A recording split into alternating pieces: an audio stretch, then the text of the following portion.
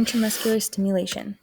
So what is it? It's also known as dry needling, and it's a method used in reduction of muscle pain, which involves the injection of a small needle into a trigger point or a taut or shortened muscle belly. So how is it performed? An injection of a small needle into a shortened muscle belly or trigger point.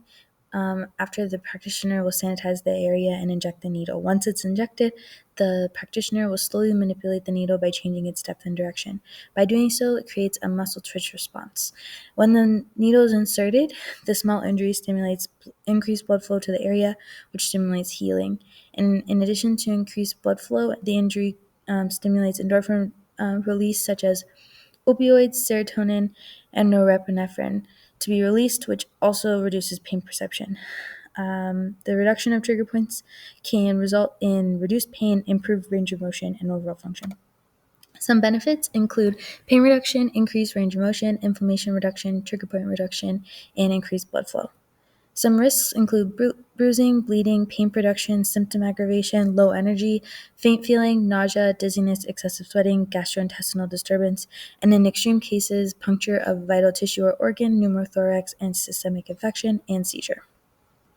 Some indications are that the patient has previously been diagnosed with a condition that will reasonably improve with IMS, also that they can give informed consent and effectively communicate their response to treatment, and that they have the ability to lie still. Some contraindications include abnormal bleeding, vascular disease, diabetes, pregnancy, lymphedema, epilepsy, any condition that prevents the patient from remaining still, or a relevant allergy. Common conditions that IMS treats is tension headaches, migraines, general muscle pain, plantar fasciitis, carpal tunnel tendonitis, trigger points, disc issues, lateral medial epicondylitis, rotator cuff injury, groin strain, whiplash, or TMJ disorder. Some IMS courses are the Gun IMS course, which is a 3-part course, which is 3 payments totaling $3,525, and the Acupuncture Canada program, which is a 2-part course, and it is 2 payments totaling $2,898. It's important to note that these courses are mainly targeted towards physiotherapists. However, some courses offer an alternate prerequisite, which is the completion of acupuncture training and or another musculoskeletal postgraduate training.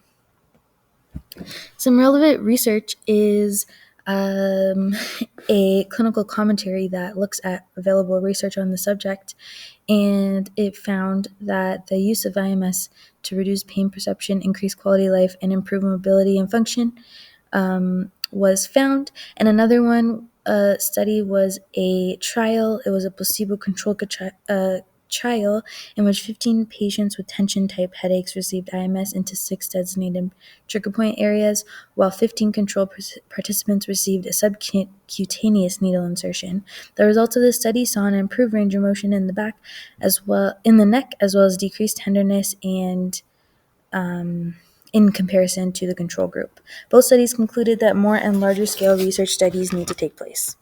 Thank you for watching, and here are my references.